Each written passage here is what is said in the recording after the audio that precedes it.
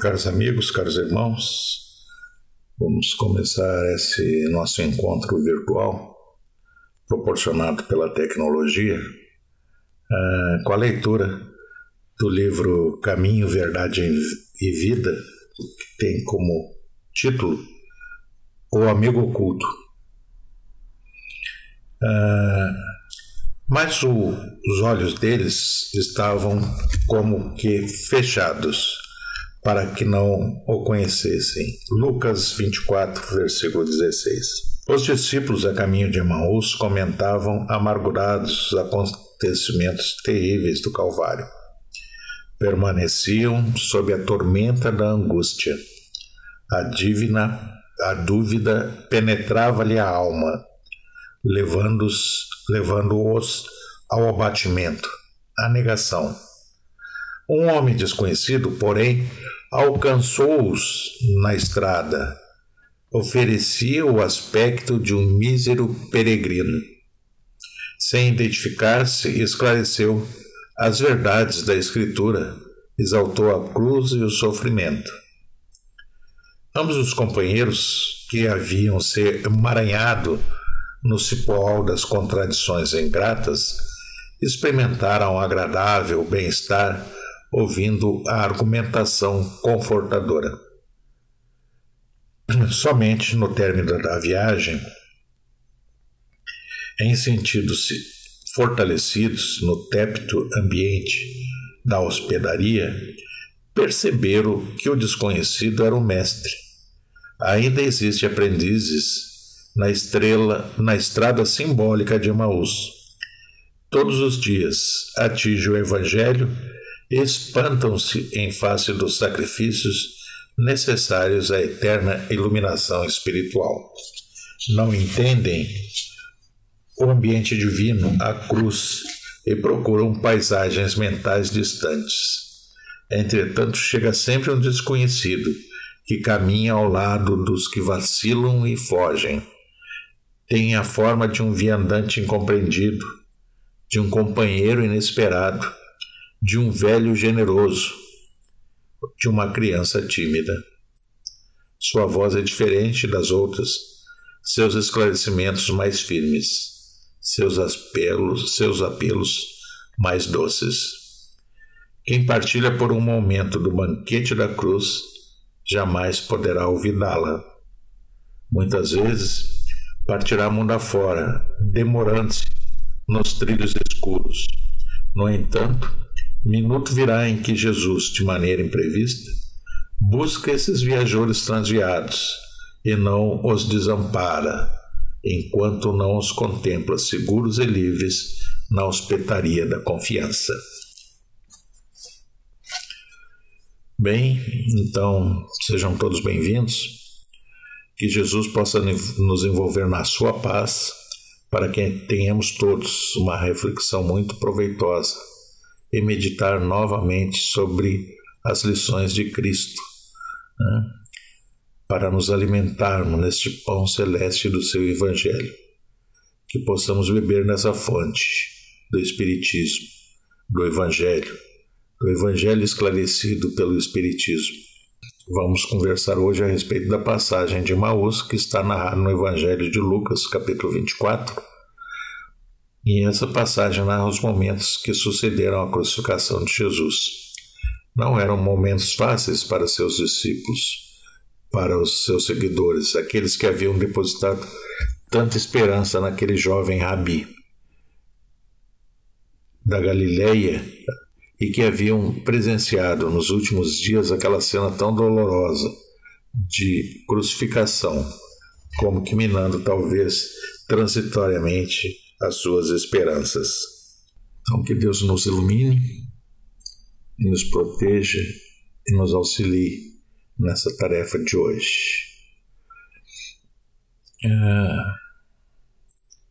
Esses dois jovens, esses dois caminhantes, esses dois discípulos que se deslocavam para Emaús, a cidade que fica próximo aos 10 quilômetros de Jerusalém, ficava, na época, pelas informações, iam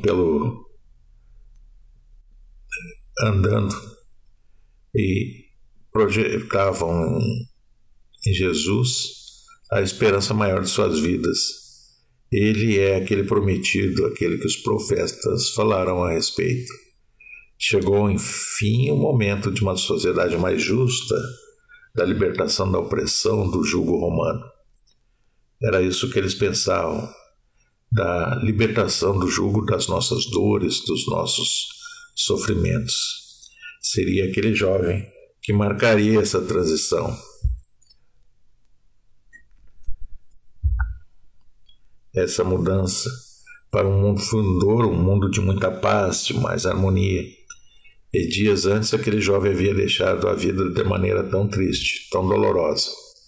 Ficavam a pensar o que fariam dali para frente. Muitos começaram a se desesperar, muitos debandaram. E nessa debandada encontramos esses dois a caminhos de Emaús. Estavam caminhando tristonhos, os acontecimentos, comentando os acontecimentos dos dias que haviam precedido aquele momento. Comentavam entre si, tristes a respeito de tudo aquilo que havia acontecido.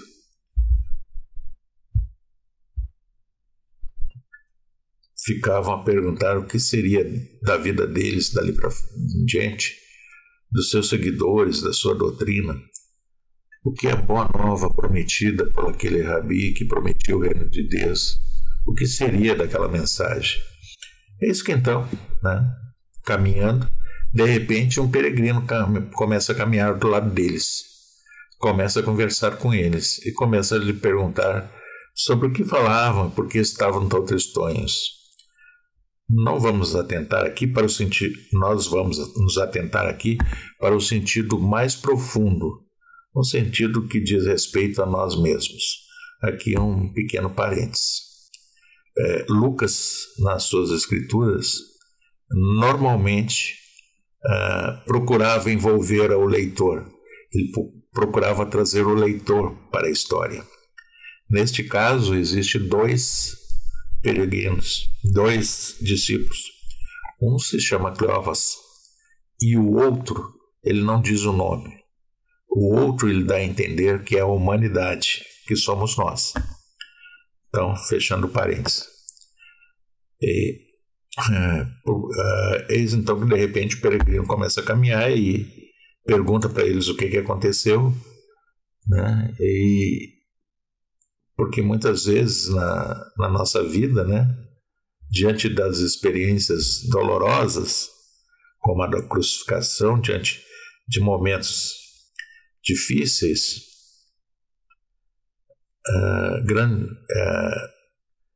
somos nós que tomamos o caminho para Emaús, nos afastando de Jerusalém. Lembrando que Jerusalém, no Evangelho, na linguagem bíblica, de uma maneira geral, é o símbolo da paz. Jerusalém, em hebraico, é a cidade da paz.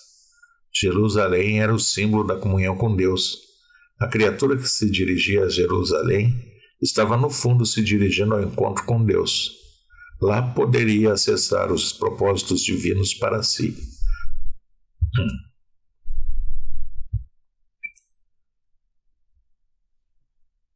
Esse é o símbolo da jornada para Jerusalém. Mas quantos de nós, em situações difíceis da vida, não se deixa afastar da Jerusalém interior?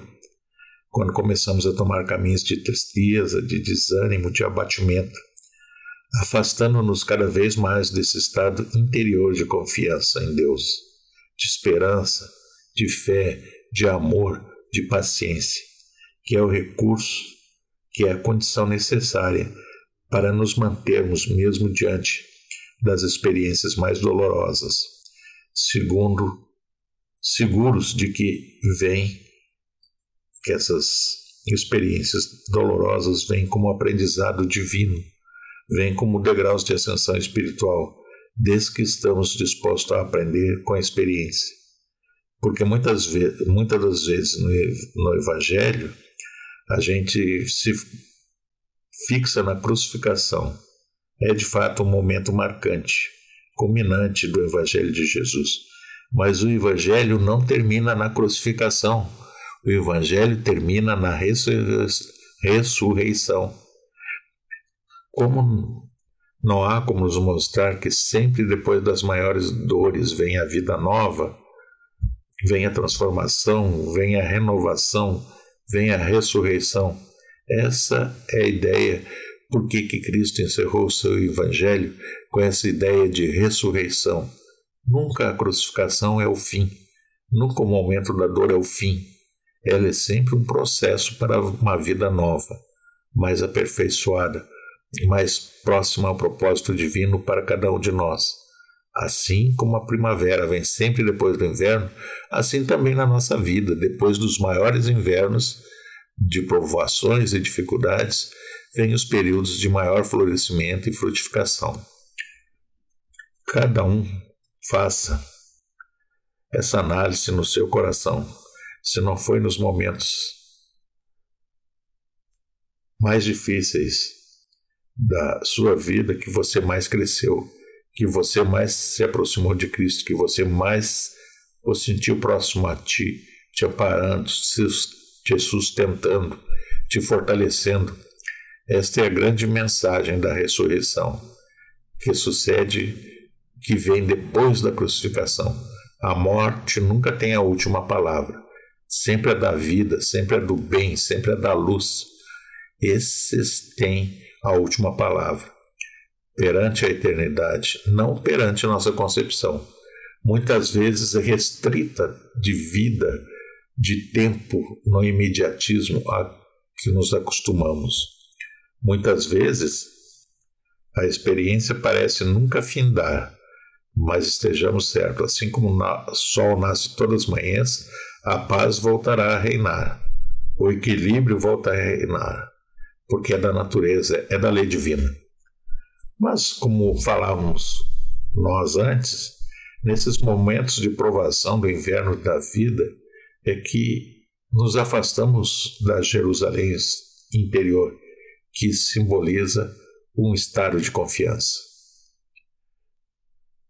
de segurança em Deus para tomar caminhos, da segurança em Deus para tomar caminhos distantes cada vez mais, nos levando e nos conduzindo ao estado de desânimo.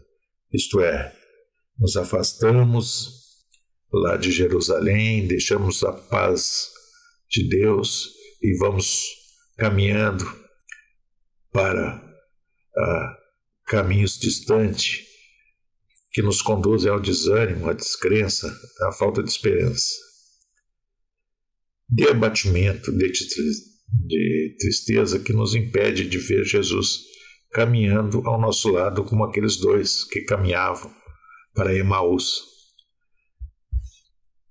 Porque sim, meu irmão, minha irmã, Jesus segue caminhando ao seu lado. Não te deixou, nem te deixará. Jamais. Mas ele pede também que você não desanime.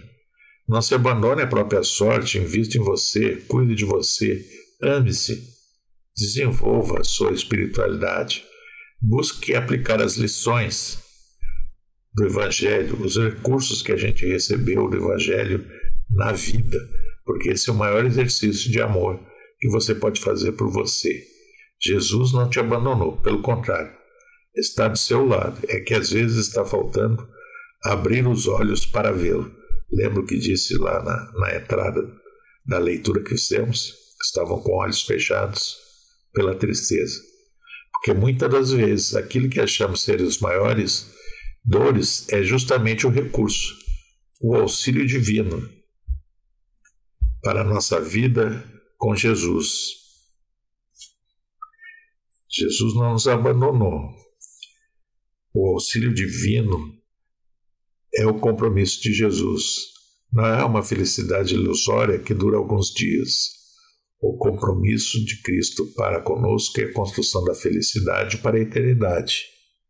Essa demanda tempo, demanda paciência, demanda perseverança. Então ele segue caminhando com você, mas pede e ele conta que você faça por você a parte que lhe compete, a parte de se amar. Muitas vezes a gente confunde amar-se a si mesmo, porque essa é a base do mandamento, né? Amar ao próximo como a ti mesmo. Se não tenho amado nem a mim mesmo, que darei para o próximo? Se não tenho conseguido auxiliar a mim mesmo, como poderia auxiliar ao próximo? Então a base surge do amor a mim mesmo. Mas muitas vezes a gente acha que esse amar a mim mesmo é simplesmente satisfazer um desejo, ou, por exemplo, me dar um presente, comprar alguma coisa. Mas isso é sempre transitório. É aquela euforia que vem alguns dias, depois ela passa. Você tem que buscar alguma outra coisa para satisfazer aquela sensação de vazio que ela te deixa. Mas o que é amar a si mesmo, segundo o Evangelho? É investir na vida espiritual, cuidar de seu destino futuro, tomar nas suas mãos a rédea do seu destino a partir das suas ações do cotidiano. Quantos de nós cultiva mesmo sinceramente esse hábito? O hábito de orar e meditar, né, sobre os meus sentimentos, sobre conhecer o que eu tenho sentido, sobre o que eu tenho pensado, o que eu tenho guardado no recipiente do meu coração. Quantos de nós reserva um tempinho do dia para fazer isso, como uma higiene mental? Todos os dias escovamos os dentes, tomamos banho, mas será que todos os dias paramos um tempo e fizemos essa higiene mental, como indicada por Santo Agostinho? Depois da pesca diária dos peixes no mar da vida, como é dito na parábola de Mateus, capítulo 13, nós levamos a rede para a praia da oração e da meditação e fizemos ali a separação, guardando apenas os bons peixes no recipiente do coração e lançando fora todos os deteriorados. Quantos de nós fazemos isso? Então isso é amar, é investir na sua vida espiritual. Os verdadeiros tesouros que você levará daqui. Despertar para sua condição de espírito imortal em passagem pela terra, com experiência multimilenares na riqueza e na pobreza, em vários gêneros, em várias culturas, em várias raças, mas que tende ao infinito. O Cristo segue ao nosso lado, nos dando todos os recursos e nos amparando, fortalecendo, mas existe um papel, existe uma parte que nos compete. E quando nos deixamos envolver pela tristeza, não estamos atentos ao vigiar e orar. Vamos caindo nesse estado de sombra interior que turva a nossa visão espiritual. Porque a visão é muito mais que simplesmente a visão dos olhos. Nós enxergamos com os olhos do Espírito. É a luz que projetamos para fora, é a luz. E a luz que projetamos para fora é a luz que temos por dentro.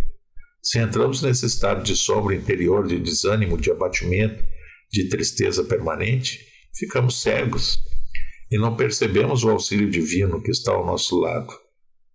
Diante de nós, é preciso acender a luz interior, a luz da esperança, do otimismo, da confiança em Deus. A nossa luz é acendida por meio do trabalho, no bem, do exercício do amor, do estudo, todos esses recursos que nos ajudam a auxiliar Jesus para que Ele nos auxilie. Essa ideia para que a gente perceba dele caminhar ao nosso lado e a nos conduzir e a nos guiar por uma vereda. E ele diz, não, esta vereda não, eu conheço. Eu sei onde ela vai dar. É ruim, vai dar num abismo. Toma essa outra. Porque é assim que Jesus, à medida que a gente vai despertando esse olhar, a gente vai vendo ele caminhar conosco. Ele vai nos auxiliando através dos infinitos meios que ele tem, através do conselho de um amigo,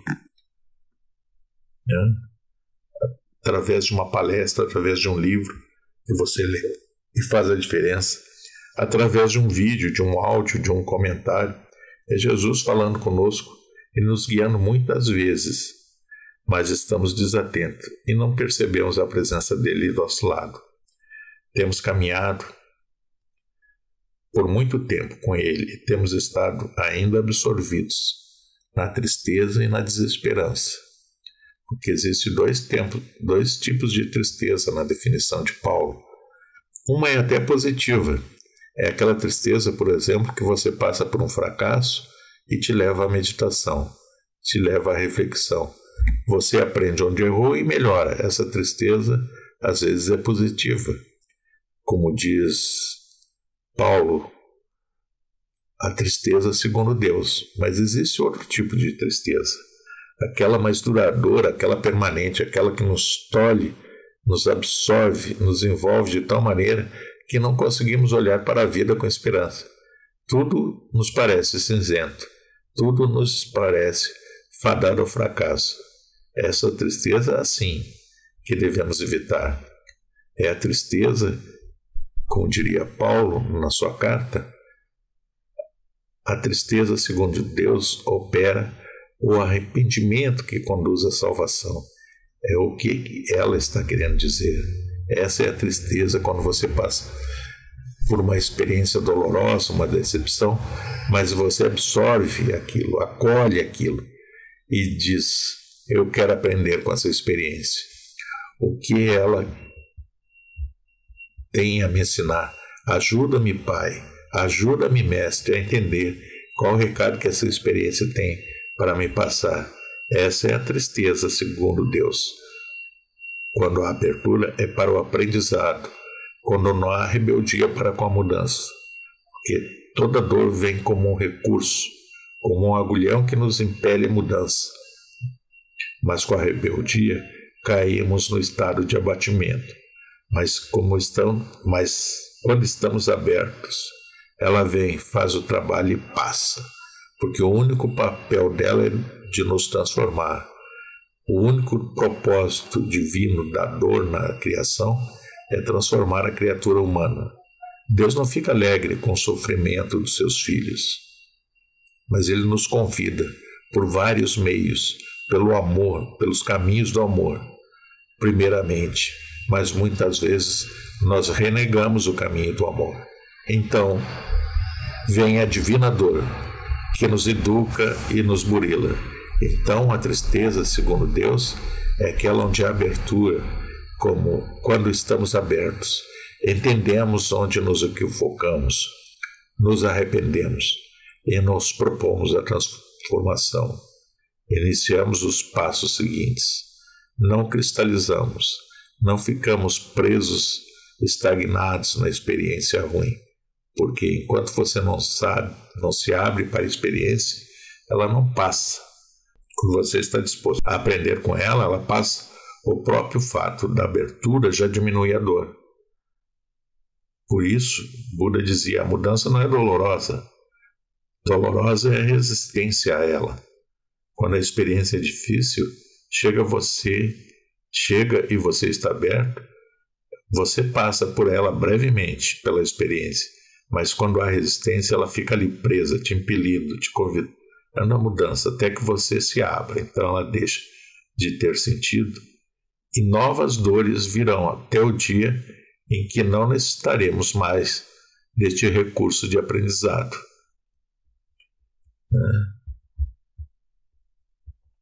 Mas existe outro tipo de tristeza. É esta que envolvia aqueles dois que caminhavam para Emaús. Esse tipo de tristeza que muitas vezes nos envolve. A tristeza segundo o mundo, aquela que nos absorve, nos leva a um estado de abatimento, que não percebemos sequer o auxílio divino a nos amparar em todos os lances do caminho. É essa tristeza que devemos evitar a todo custo, porque essa tristeza conduz à morte. O que quer dizer isso? Obviamente que nós estamos falando da morte física, estamos falando num sentido espiritual, porque no sentido espiritual, a morte representa a estagnação, a cristalização. Na criação divina, a vida é movimento, renovação, transformação constante. Tudo aquilo que para cristaliza em um ponto espiritualmente falando, está morto. A gente vê bem a diferença entre a água corrente e a água parada. Uma é sinônimo de vida, outra, muitas vezes, é sinônimo de morte, enfermidade, mas esse é o símbolo. Que quando nós deixamos nos envolver pela tristeza, segundo o mundo, acabamos caindo nesse estado de cristalização de morte espiritual. Um processo profundamente doloroso, mas que poderia ser evitado se tivéssemos atento às orientações do Evangelho. Orai e vigiai, e tem confiança. Mas mesmo assim, quando caímos nesses estados, Jesus não desiste de nós. Ele sai pelos caminhos do mundo, buscando um a um desses seus discípulos que se afastaram da Jerusalém interior. Como um peregrino, ele chega até nós, como falávamos, por meio de um amigo, de um livro. E começa a falar conosco e convidar-nos a perguntar por que da desesperança, o porquê da tristeza. E isso que ele pergunta para aqueles que estão tristonhos, e ele responde. É isso que ele pergunta para os dois lá. Por que eles estão tão tristonhos? Então, aí se vê que os dois caminhavam e não enxergavam Jesus que estava ao seu lado, porque estavam com os olhos fechados, estavam com a tristeza que trava, com a tristeza que cega. Então nós devemos ter passar pela tristeza, mas de uma forma que ela nos dê chance, nos dê oportunidade para aprendermos, para evoluir. Que a tristeza seja para nós um caminho, de evolução, que seja para nós um caminho de aprendizado. Então, terminamos aqui a nossa conversa, e esperamos que todos vejam o Cristo que está ao seu lado. Muito obrigado, Senhor, por esse momento. Obrigado pela oportunidade. Obrigado pela atenção, obrigado pelo carinho. Que os bons espíritos possam nos ajudar a pôr em prática isso e que a nossa tristeza seja somente uma forma de aprendizado. Muito obrigado.